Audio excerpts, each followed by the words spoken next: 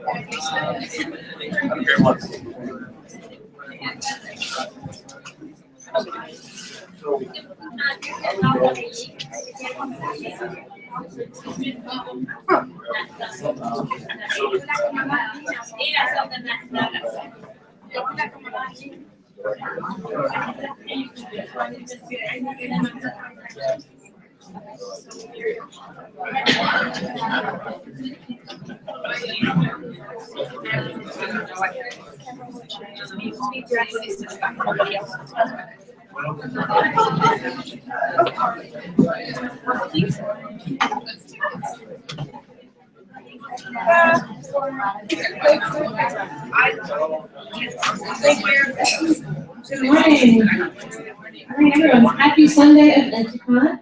I hope you all enjoyed the conversations in and out of sessions over the past couple of days.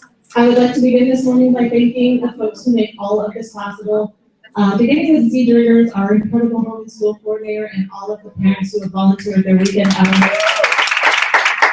A huge shout out also goes out to Jasmine Gilliam and Kevin Hauser, students for this conference, and the other countless students that you've been seeing around the building for all of their hard work.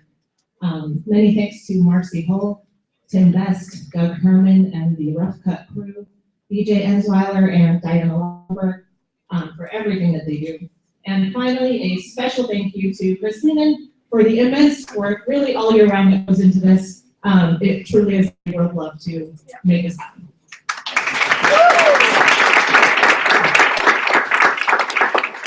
We are always honored and humbled that you come every year and engage in the learning alongside us. Thank you. Thank you for being here, coming to our 4th conference held in our little school on a weekend in January. And on that note, I want you to get your phones out and your other tiny robots and mark the dates for next year's conference, which are EduCon 2017 will be January 27th, 28th, and 29th. Woo! All right, a couple of housekeeping items before I introduce. Presenters, if you have not been receiving your presenter gifts, please do stop by the EduConcierge later on today to pick them up. The students are dropping them off like sneaky ninjas during their session. So if you know for some reason, please do check in with us and make sure you get your gift. There still will be books for sale on the 2nd floor, as well as soft. And check them out. Student raffles will still be happening throughout the day. And I do have some raffle winners for even yesterday who did not pick up their gifts. So if you're here, please check in with me in a bit. I have Helen Wong Hobbs, Jack Marmor, I'm sorry, Jack M, Brian Marr, and T. Myers. If you are here, please find me. Okay. We are really excited about this morning's panel. The Friday night panel is about the way the conference theme plays out, in society. And this morning we're going to turn to the ideas of empowerment and how they play out in schools. We have an amazing panel of educators to think about this question, and the panel will be moderated by Christine Weiser, who is the editor of Tech and Learning magazine. Christine. Hello, good morning, everybody. Welcome back, and thanks all again to Chris and the whole SLA team for doing this every year. It's an awesome conference. So today we're going to tackle the enormous topic: what conditions are necessary for empowerment in schools? So it's a big one, and we've got some great people here to answer some questions. We want to hear from you as well. Just for audio purposes, we're thinking what we did in the earlier panels, we do again here. If you have questions, tweet them out using the hashtag EduCon, and then I will follow the feed up here, and then I'll ask the questions that come up. Our panel this morning, we have Laura Shavila, co-founder of Building Training. Unfortunately, Diane from Philly was sick, so thankfully Matt Kay rather, founding researcher here at SLA, is stepped in. Diane, thank you. And then we have Carlos Reyna, from the executive director from Big Picture Learning. So I thought we'd start the conversation by asking this question about how each of our panelists define empowered learning, and then maybe you can put that in context of your work and what you strive to do as far as empowering schools that you work with. You want to start, Laura? Yes. So good morning, everybody. I'm really happy to be here with you. It's a lot of pressure to go first with this esteemed panel, but I've been thinking a lot about this question and this panel. Not, I've been thinking about it my whole career, but in particular as the lead up to the panel. And I love the way the question is framed, because I do think empowerment is about a set of conditions. And when I conditions for empowerment, I think about two things first. I think about the existence of hope and the existence of capacity. And to me, those are two necessary conditions for empowerment. People have to be hopeful. They have to find hope in themselves, and they have to feel hopeful about their circumstances and their future. And then capacity, to me, is about mindsets and skills, and being able to have the capacity to act on that hope. And when I was thinking about empowerment, I looked empowerment up in the dictionary, and I thought it was really interesting and probably something else we should talk about, because when you look at the word empowerment, it is about the act of giving power.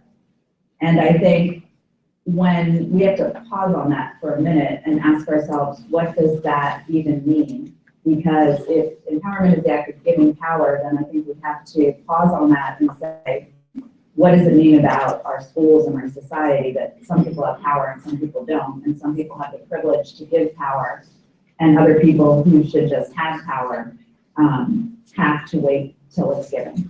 And so you can't talk about empowerment without talking about race and class, and I think we have to ask ourselves, what are the conditions that exist in our school? Because by definition, if you have people who are underempowered, you have people who are overempowered. And you can't fix a system without solving both sides of that equation. Thank you. Yes. I don't normally, or at least I try to avoid, like, battles over semantics among people of goodwill, empowered and all this. But I do think if I'm asked how that phrase applies to my life and my students' lives, my mentees' lives, I don't think, well, in our nonprofit, we say that we help you discover the power of their voices. And I don't want to talk about like whether or not like we give power or whether or not they already have power, but I think we do have to a little bit realize the fact that our students are incredibly powerful already. And there's all sorts of systems and structures that are set up to push that power down and to convince them that they don't. And convince them that other people need to create situations and stuff like that. Whereas, any student of any civil rights movement or things like that, we know that these things start and really get effective when people are just acting in their power already. When students are walking out, when students are sitting in, when students are doing these kind of things, and they're not waiting for someone else from the outside to empower them. They have some conditions that have been set for them to know their power and act and walk and act and speak into that power. So I do think that sometimes we can waste our time in semantic debates among people of goodwill, but I do think that that is worth really teasing out because we're of goodwill. Not just the conditions that you mentioned, but also how are we convincing the kids that they already have power? And it's not our classroom that's doing it or our school that's doing it. They are powerful inherently because they're human and because they're smart and because they're passionate and all of those things. Thank you. Carlos? So good morning again, everyone. Happy to be here with you all.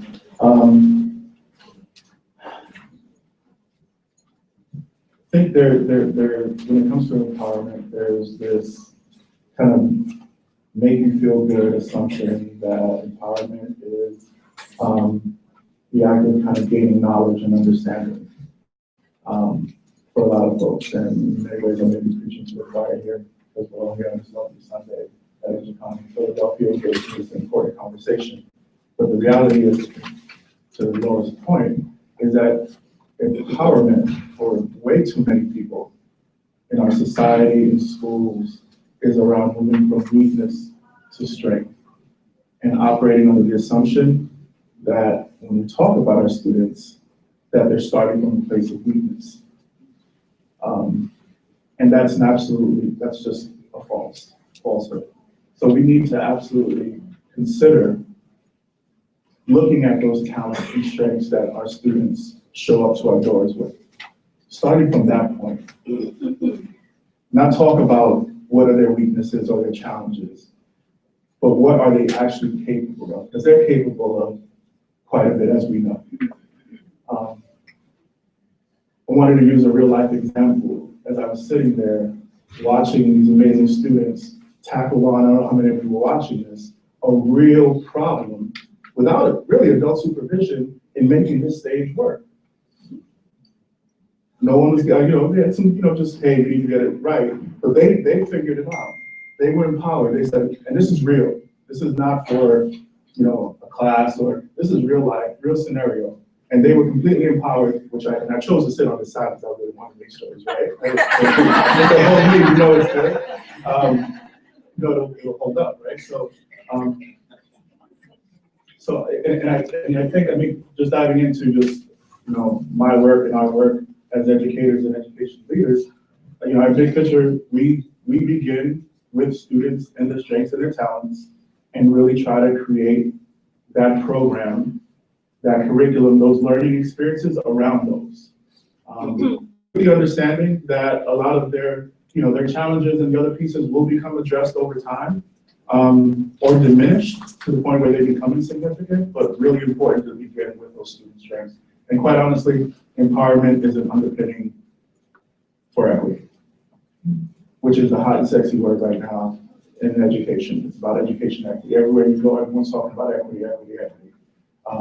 But really it starts with empowerment. Fantastic, thank you. We talked a little bit before the panel about what sort of cultural conditions need to exist, because there are a lot of systemic forces in place oftentimes that prevent that sort of autonomy that you're talking about by the students. So I wonder if maybe you could each talk about work that you've done with schools where you've been able to realize systemic change. Or what were the conditions in place there that allowed that to happen?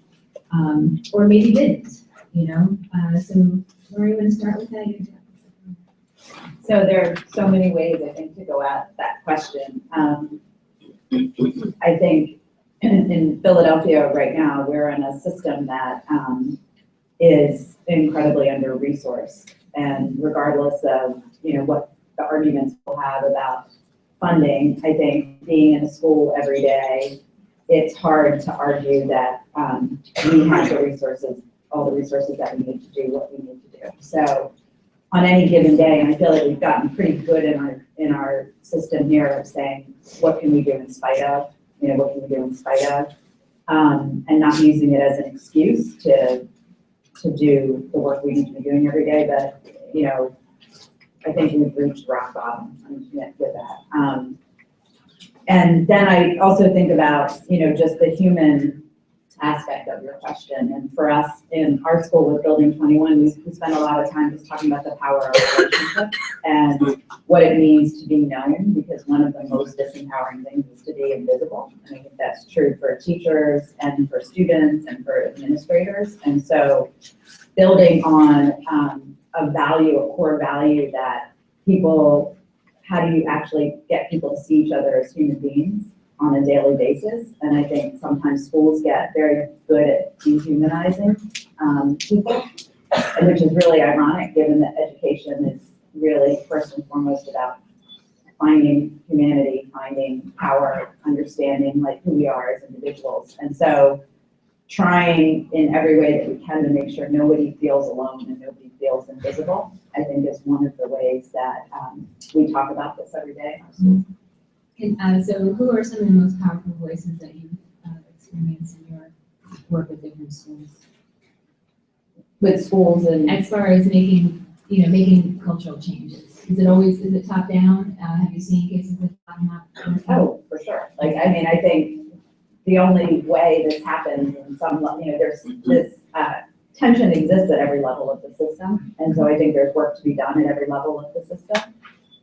But, being able to start with students and have students be able to understand their dreams and their interests and their passions and be able to feel like they are in a place where they can voice those and there's actually a path for them to do something about it.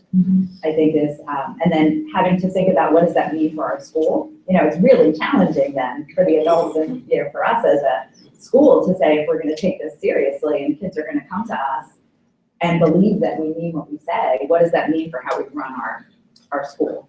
Because you can't then run the school the way we're used to running the school if you're serious about having students be able to drive their own learning. Matt, you want to talk a little bit about what that model looks like here at SLA and how it works? How does empowerment, the autonomy that I see existing with the students, with the teachers, and is that possible to scale it to a larger school? Is it possible to scale it to a larger school? Yeah. I think there's going to be, like with everything, larger, smaller, different populations of kids, there's going to be adjustments that are going to need to be made regardless. But I think, and I'm sure you made it this far in the weekend, you've heard about the core values and the common language and rubrics and all of the things that you've already heard about the school. And I think all I would add to that, just so I don't repeat it again, is that how important it is for all of those systems to be openly communicated to the kids. To the point where they make core value jokes. To the point where they, but it's where it's not some secret club of adults in the building that speak the language. But if everyone in the building speaks the language, it can be so much powerful and scary, I would imagine, because if they know about our systems, they can hold us accountable to those systems. I know, for example, I'll say, if I ever assign a project and I don't show you the rubric first, I need you to tell me. Don't let me be lazy. And when one student can speak rubric, it's not some secret code. They can speak and say, well, Mr. K, I don't understand why my process grade, why my knowledge grade, why my application grade, because this is how I'm seeing it. How did you see it? Especially the subject, I'm an English teacher. I teach kids English, sorry. And so that the fact that I am not afraid to go back and forth and justify my reasoning, and I'm open for them to justify their reasoning. It can be scary, I can imagine. I mean, I'm not afraid of it, but I can imagine how it could be scary if they can speak the same language that we do. So I'd say with all of the things that you're hearing, I would say make sure when you go home, a big part of what you're talking about would be openly communicating those things to the kids. Because I guess the real power would be, can they go up to you with the rubric and challenge you? And I think that's, of all the things, you know the systems. That's great. And Carlos, you talked about you saw models of students. So what, in the schools where you've seen this working well, what would you say were some of the, maybe the leadership perspectives, what were some of the cultural roles in those schools that you feel like helped to make this work? Yeah, no, there are different conditions that I think are necessary. You guys hear me? So I think in terms of, there are obviously various levels. So I think school leaders need to be empowered to be able to be visionaries and create those conditions that allow students to thrive, have voice, and kind of learn in a real authentic way. Teachers, right, need to be allowed, like need to have that power, need to be empowered to going with that thread, to be able to not purely be the deliverers of content, right, but facilitators of conversations, the facilitators of learning. And at the core of that, absolutely, we have to have the students have a very powerful voice in that way. And really beginning with, again, with the students' interests, figuring out who are the students, really knowing your students well. I think for us, we hone in on our 3 R's, which are relationships, relevance, and rigor. And really in that order, recognizing that before you can truly work with young people and teach young people and empower young people, you really need to know them and their full context, not just how they can perform academically. Right? So what are their talents, strengths, challenges, families, communities are really important. I think we see ourselves really as, historically, as a kind of that intermediary that helps support those type of conditions within schools. But even more so now, I think the connectors and bringing folks together to help amplify the volume of this type of learning that's happening everywhere, right? So not just big picture schools, but how do we start talking more about Building 21s, the SLAs, the El Centro de Estudiantes, the workshop schools, all these other schools that are doing it, to those folks that are making the decisions that have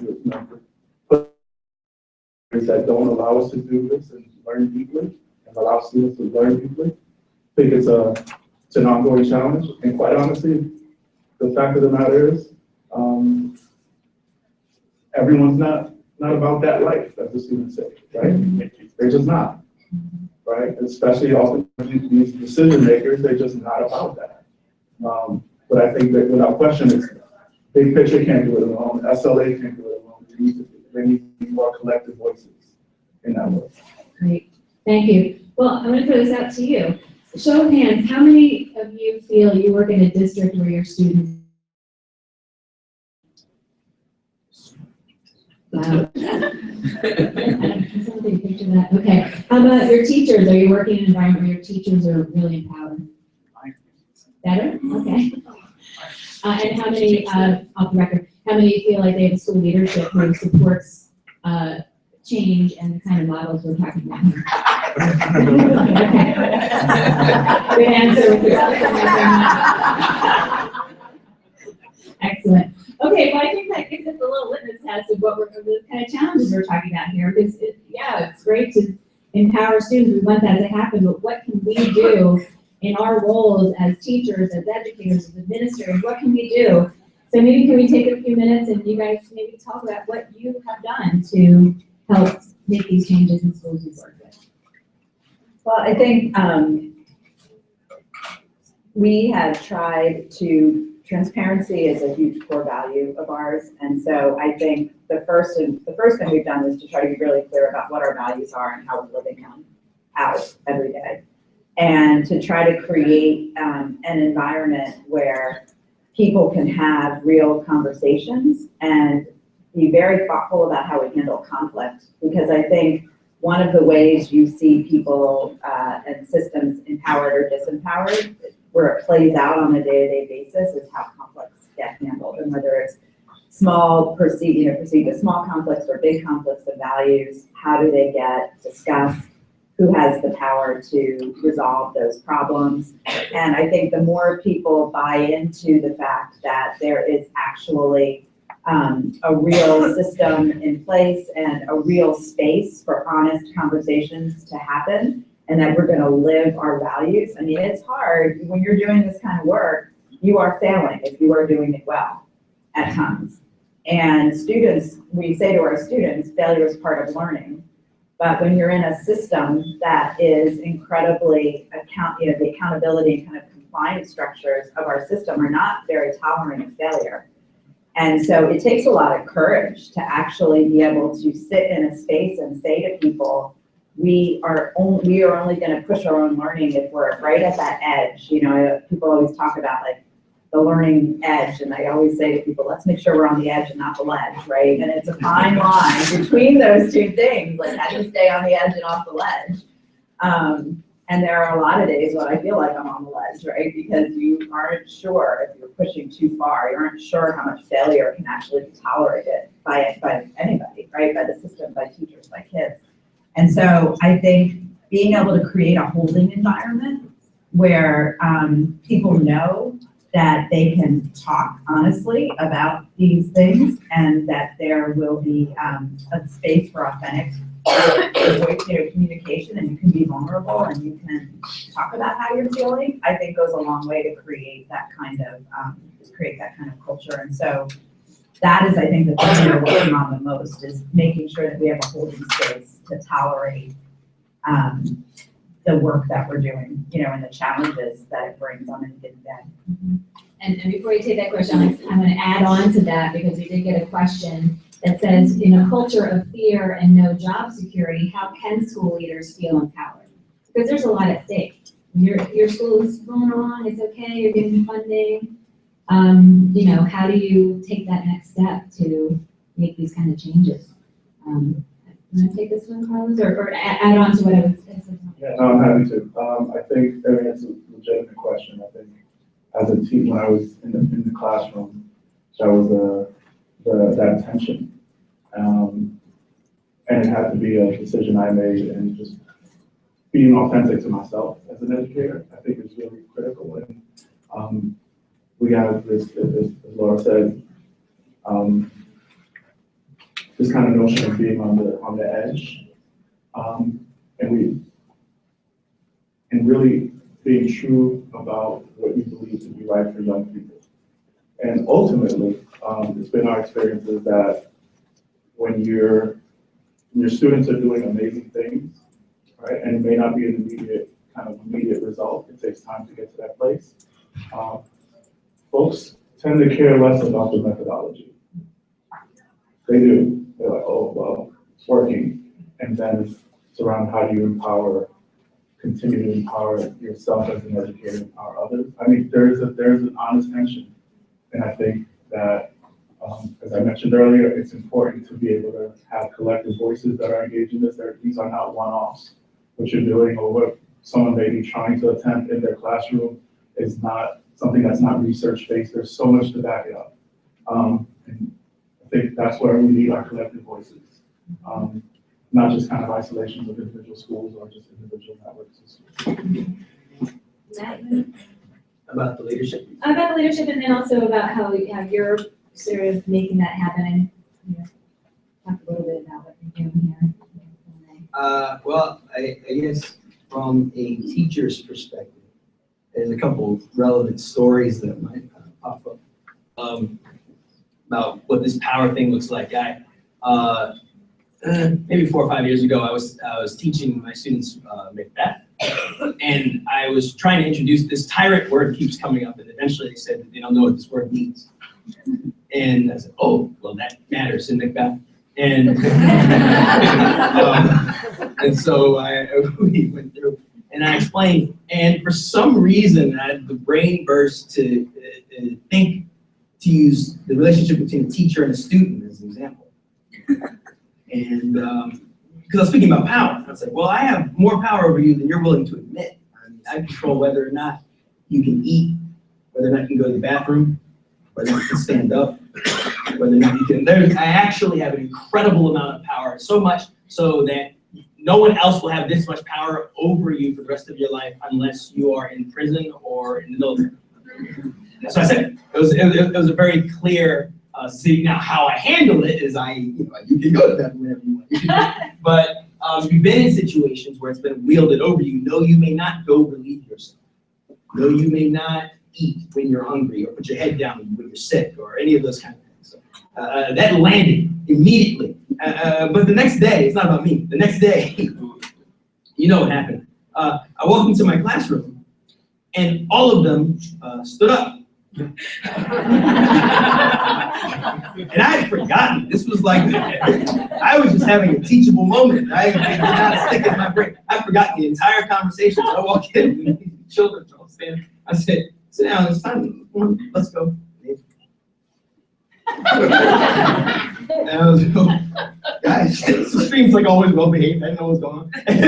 And they're just like kids who don't act up or just have their back to me. They got their cell phones out, like, what's going on? And eventually it clicked what was happening. I moved it to a moment. I said, well, okay, I see you. It turned into a conversation about civil disobedience. I said, well, if you keep doing this, I respect you as humans and all these things. But I might have to fail you in the thing we're about to do. How do you feel about that? And it turned into this amazing conversation. Well, whoa, fail you. I'm living in my power, Mr. K. I said, yes, but it's not just a free-for-all. When you walk out, when you do these kind of things, there are consequences. But I was thinking about that afterwards, thinking how easy it would have been of me to screw that situation up. And if I was so interested in holding on to my own image of tyrant-like image in the classroom, I might have missed what they were trying to do. They were learning. And they were dealing with, I heard someone say yesterday, the morning of, wait a minute, this is how I've been dealt with for my entire teaching, for my entire student career, and that process was hard for them. This was their way of dealing with it.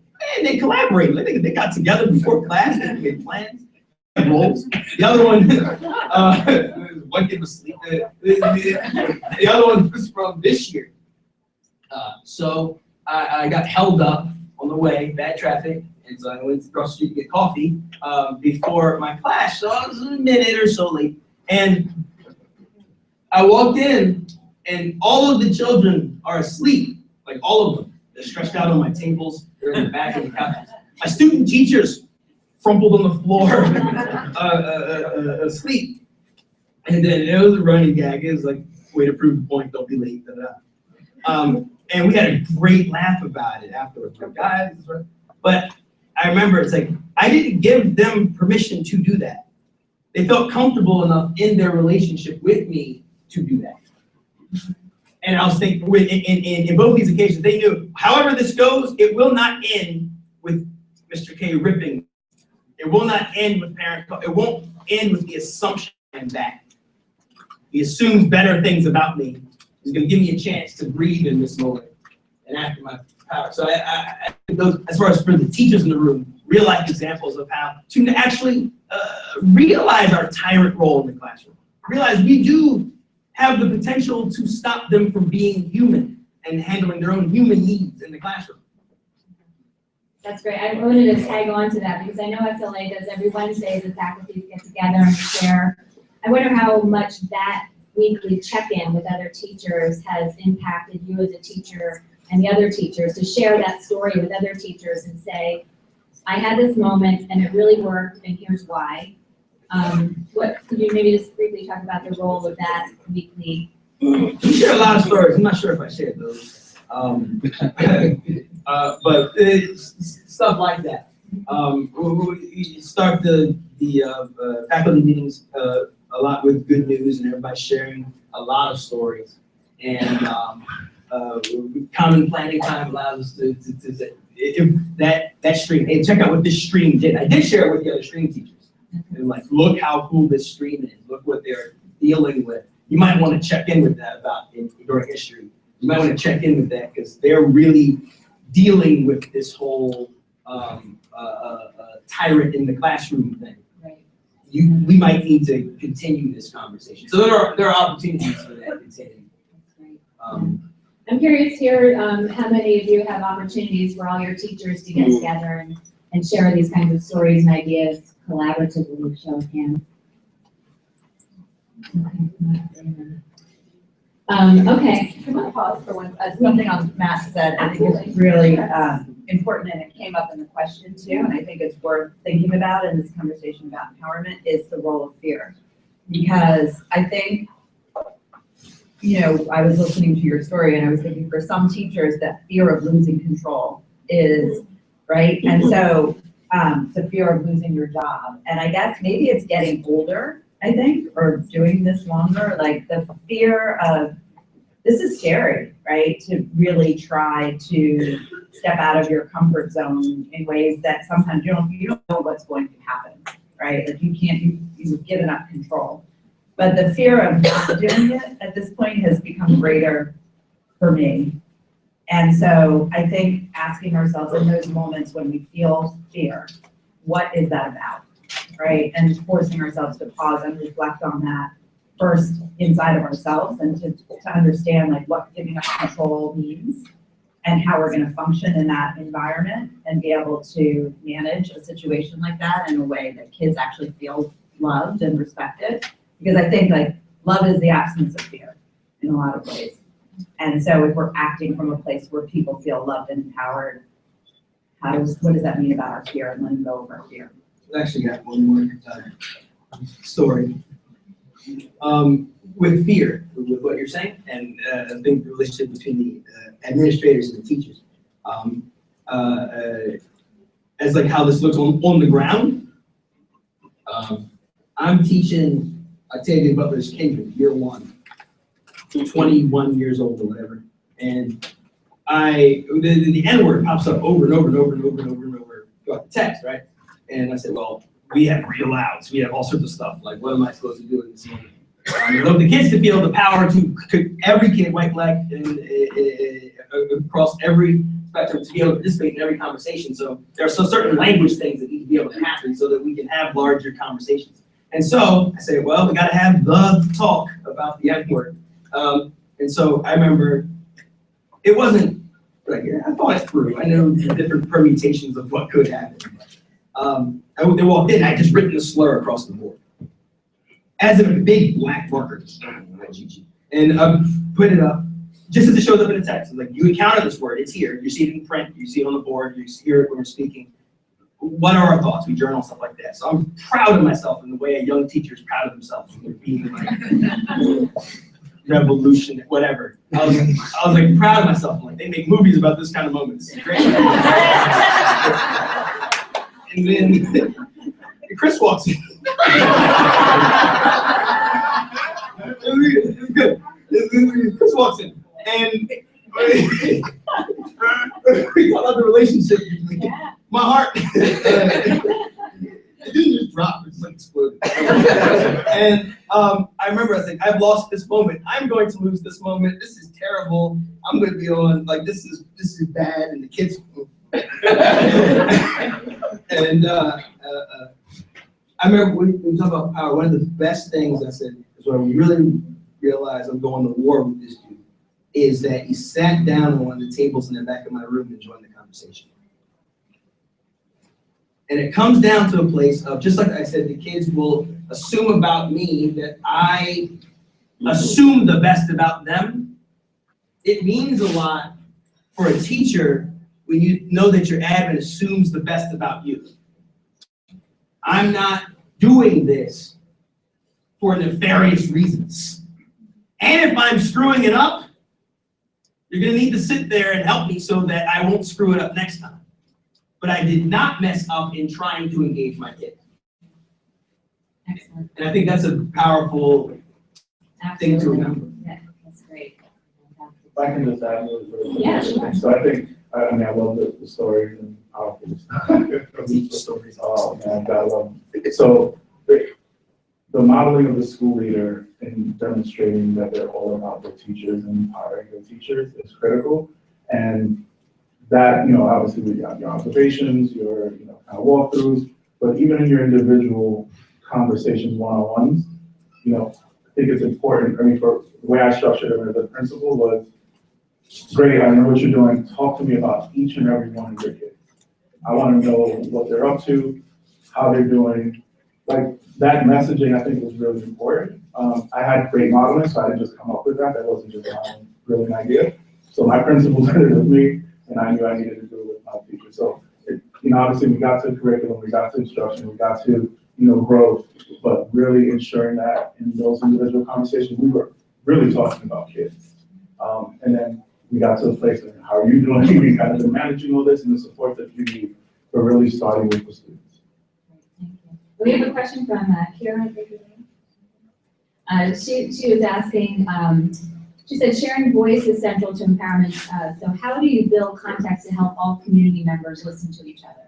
So we talked about maybe the teacher faculty need, we talked about maybe reaching out to parents. Could maybe you each, Laura, you talked about community and building relationships. You want to talk about how specifically you do that? What is the takeaway that you could share with the audience that they could maybe model back in their districts? Well, I think we haven't done as good of a job. We're in our second year. We're a year and a half in, and I feel like the place where we have maybe not done the work that we need to do has been the parents. I don't think we're anywhere near where we want to be with having parents be sort of an equal player and our partner in our community and in the school. And so we've done very traditional things with parents around meetings and progress reports, but we haven't done the work that we want to do yet around really bringing parents to understand and be a partner with us in creating what we're doing. So what I would say about that is, I think in order to move in that direction, what we've been thinking a lot about is, how do we create the spaces for those conversations to happen? So I'll give you a concrete example. We're a competency-based school. That is a very different model for parents. And I had this uncomfortable moment the other day when I had a student say to me, I love our progress reports. We send the progress reports out around Christmas. And she said, more than one student said this, which made me think we have to do something about it. They said, I love our progress reports, and they were sent out around Christmas, and it was great because my parents don't understand them, so I would get in trouble. And I was like, Mom. And they said, yeah, because I had to explain it to them, and it was right before the break, and so I only told them part of the story, and they didn't know how to ask the questions. And I was like, note to self, we need to have a meeting in February. We need to bring all the parents in and not just explain it to them, but actually say, how does this become a more useful tool to you? It's still confusing, clearly, and we're not communicating well to you information about your kids. And so how can we do that better, right? And so I think what we need to make the time for is those kinds of conversations, and then we need to be willing to make changes as a result of them. So we need to change that progress report, and we can't do it without having parents tell us what about it doesn't make sense to them and what's going to make it a more useful tool. Because we can't have kids not being able to sort of drive this conversation in a not transparent way because parents don't understand what we're doing. And so I think one of the takeaways is if you say you value it, you have to make the time for it. And then when people actually tell you things, you have to make changes based on what they tell you, or else it becomes just a perfunctory activity and people don't feel like it's worth their time because nothing changes as a result. Parents are such a huge part of this conversation.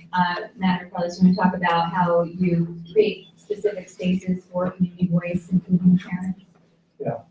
So I agree. I think it's your schedule, and if it's a priority, the fabric of your school will demonstrate that. I think for us, it's always been important to have strong parental involvement, and understanding that means really leaving kind of your traditional framework of school day. For example, authentic learning exhibitions, presentations of learning. for us, it's important in our model that parents be as present, guardians be present for those, because they actually tie into very closely to the learning plan that every student has. But recognizing that every parent can't just pick up and leave in the middle of the day to attend an exhibition. So they have to happen at a variety of different spaces, which may include the parent's home, where those happen. Which recognizing it's not easy, but for us, it's just straight up a priority. And for us, it's like we're unapologetic about it, pretty relentless. But it's about being flexible and nimble enough, where those priorities have a clear space within your school. Also, in terms of conversations for the variety of stakeholders, there's this, we meet a lot. Teachers have grade level meetings that meet across the entire faculty, meet individual meetings with principals, meetings with internship coordinators. So there's constant meetings, but it's actually pretty necessary to ensure that everyone's on the same page. So might be a little frustrating at times, but I think if you're really going to serve your students well, be very well informed, those conversations in that space for that is essential. Matt, I know there's a program in Philly that had, you have like a mentor teacher that has a group of kids that works with the parents. And How do you work with parents?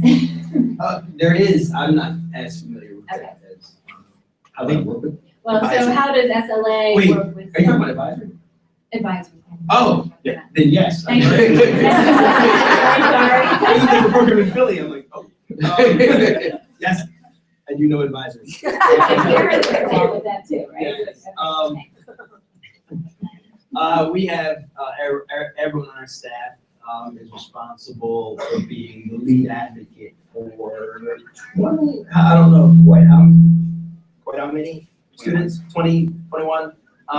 And I'm sure you've heard about it over the course yesterday, but the brief of it is you stay with them over 4 years and you're their first point of contact. Not by any stretch of the imagination the only point of contact, but it's someone who has a longitudinal relationship with your kid. They know that they knew them in 9th grade and 10th grade, so that problem they're having in 11th grade might have some context that the teacher doesn't know. And you're skipping a lot of the unnecessary stuff that happens at meet the teacher or whatever, where they're like, this kid seems to be always sad when we mention this. Now we know. Or this, or it just saves a lot of time. And also this parent knows it's not, they don't have to get to, they get to know every year, but there's a relationship that they have in the school, to the school parent. And it's like, when they're upset, they come to you, when they're happy, they come to you. When they graduate, they shake your hand. They know they have a lead advocate among the many advocates that's in the building, so. Yes, I was thinking that you engage parents in that way. Then, do your schools have similar models where you reach out to parents, show of hands, anyone has a similar model in place? Good. Let's see, oh gosh, I lost the question. He's going crazy.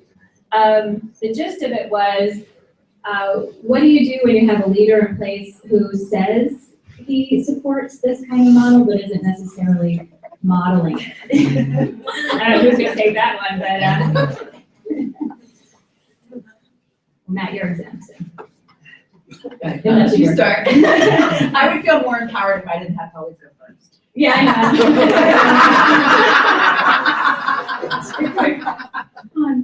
Thanks, Laura. You sat on that end intentionally.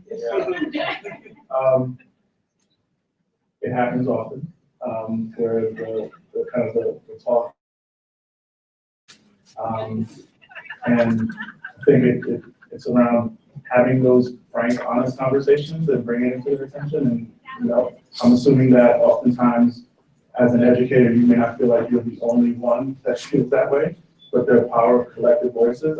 Just speaking from a personal experience, when I was a principal, there were a couple of just kind of 100 miles an hour, and my staff, a couple of my staff felt very strongly about a couple of decisions I was making where I wasn't really involving them, where I was just kind of going, and I was like, with the best of intention, believe me, it was best of intention. But where I wasn't consulting with them and saying, hey, what do you guys think about this? Again, a staff that historically has always been empowered around almost every decision made about the school. And really, I mean, they brought it to my attention.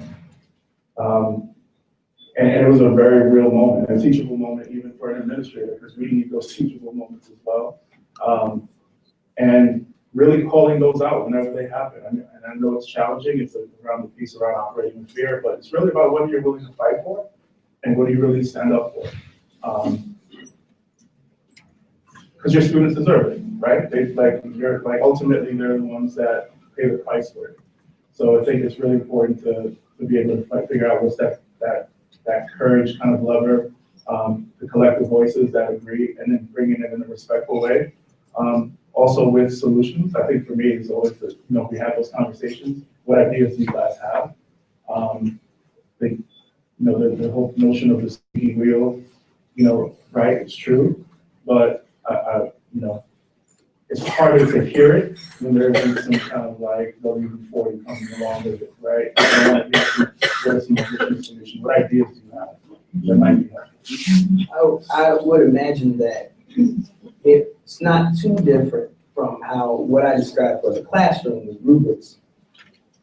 That your words probably don't mean as much if they don't come linked to systems that are going to hold you accountable to them, and enough shared language so that everyone can hold you accountable. And so I would be wary, though I have not experienced it, I would be wary of any leader who spoke deeply about empowerment. It's not just about wasn't willing to do the work, because there's a lot of people of goodwill who are willing to do work.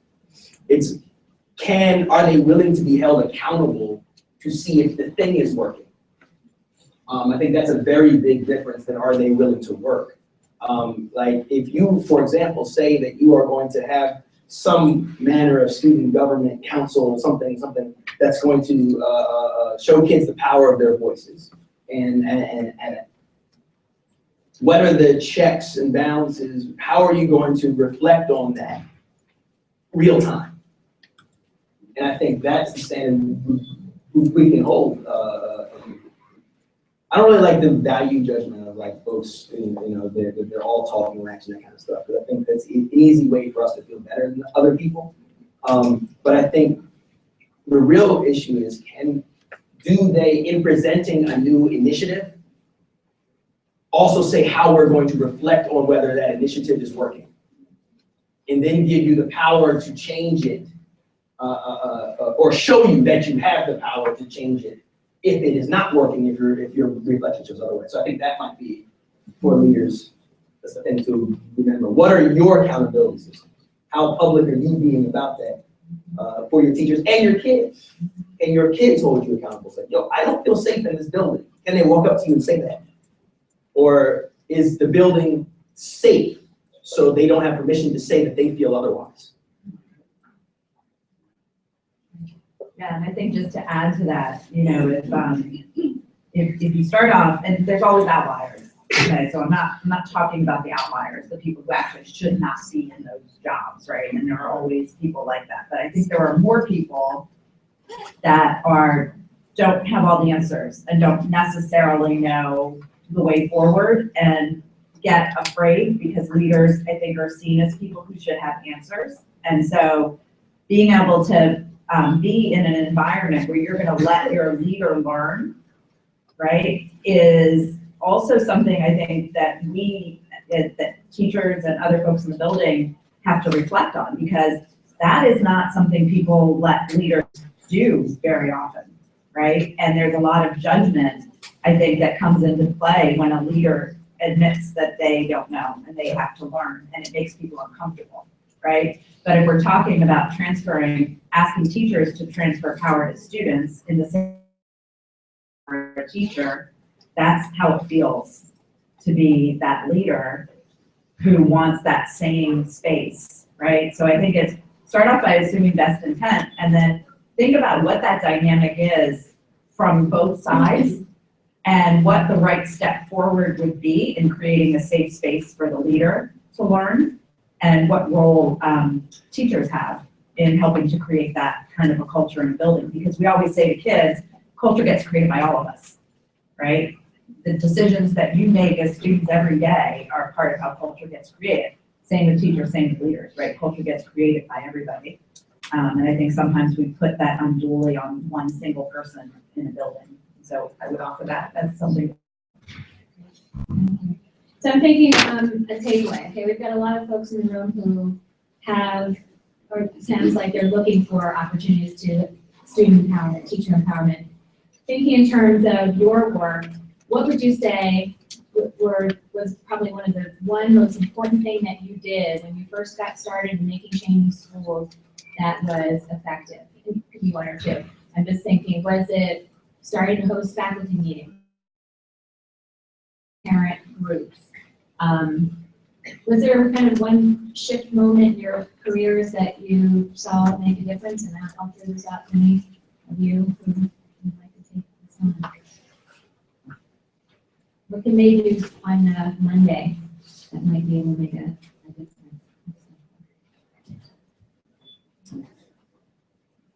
So I started going out with my staff on Fridays on a regular basis afterward. So like that needed to be, again, kind of like this other layer of relationship building with my staff when I was a school leader. And some of the most brilliant ideas that then became implemented in our school happened during what we call the Unity Unwind on Fridays. Over beer, over a glass of wine, and no pressure, you can make it great, understanding people have different obligations, but over time we saw just so many more folks kind of constantly attending. At some point it was, became every other Friday, but just that space for relationship building was really essential. I think also the additional spaces for parents to be involved within the fabric of the school, not just here, you can get in here, but here's an open kind of space, on a regular basis where parents come in and like really doing the outreach necessary to ensure that every parent is aware and knows that this is happening, remaining flexible with schedules, and not everything being around just sharing information and content, but even building those relationships with parents in the fabric of the school. So we feel like bowling, like there was always kind of a more content specific conversation, but then also something that was more kind of recreational and just kind of like a chill out online with parents as well and families.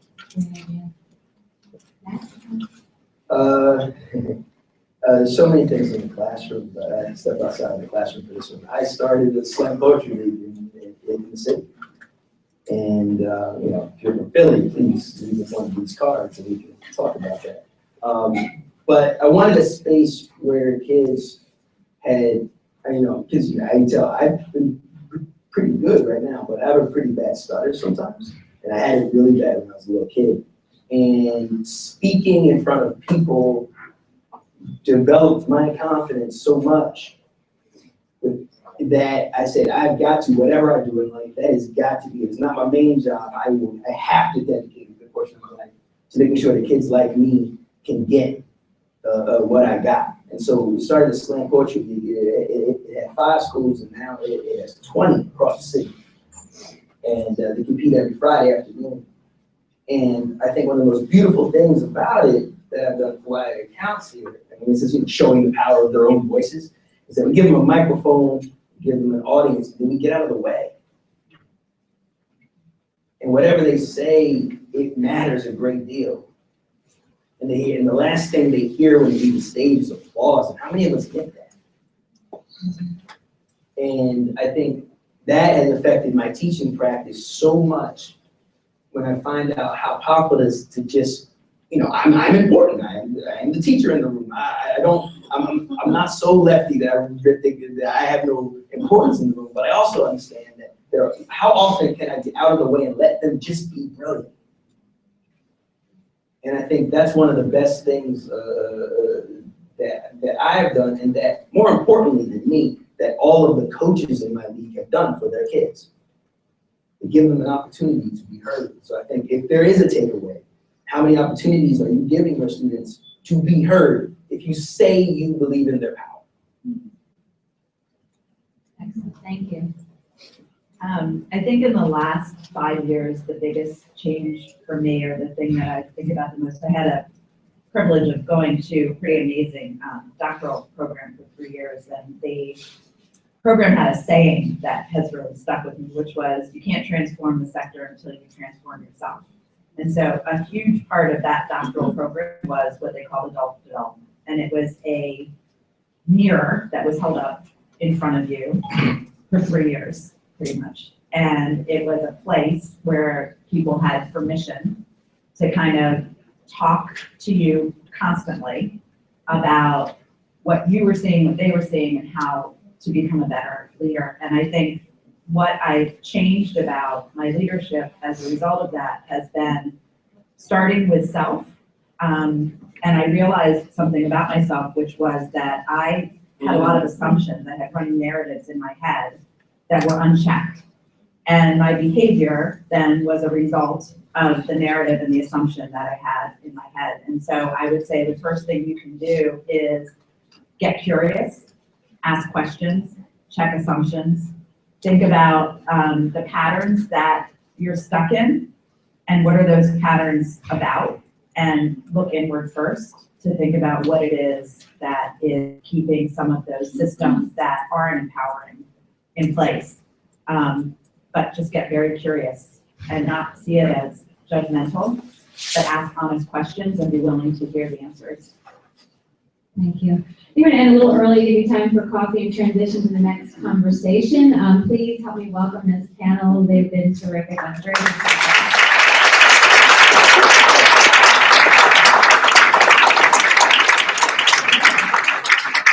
Thank you so much. Enjoy your day.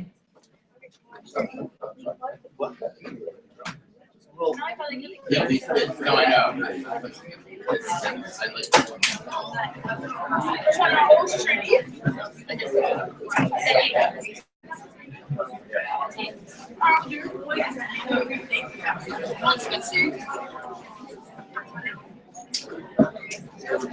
Had to steal my box. You should be able to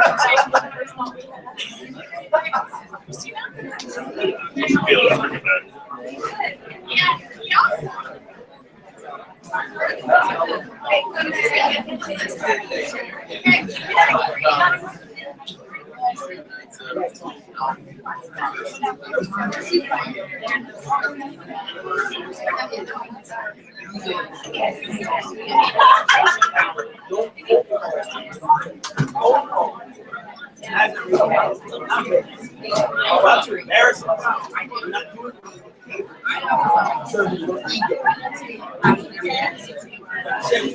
Every now and again, when I get excited,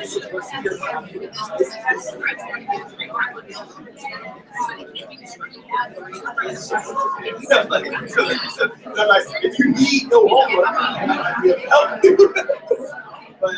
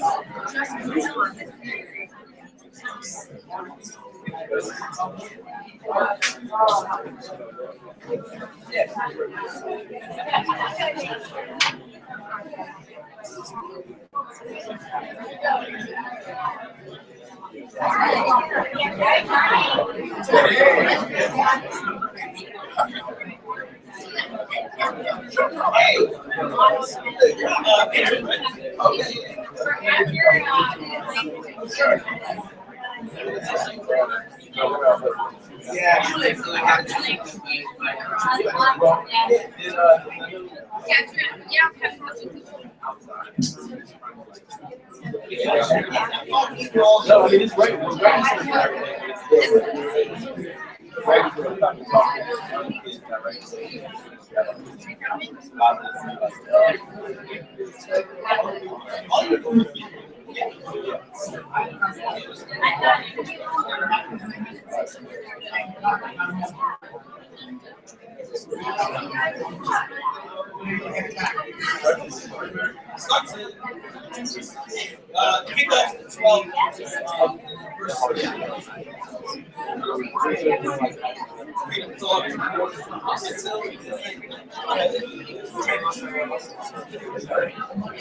It's all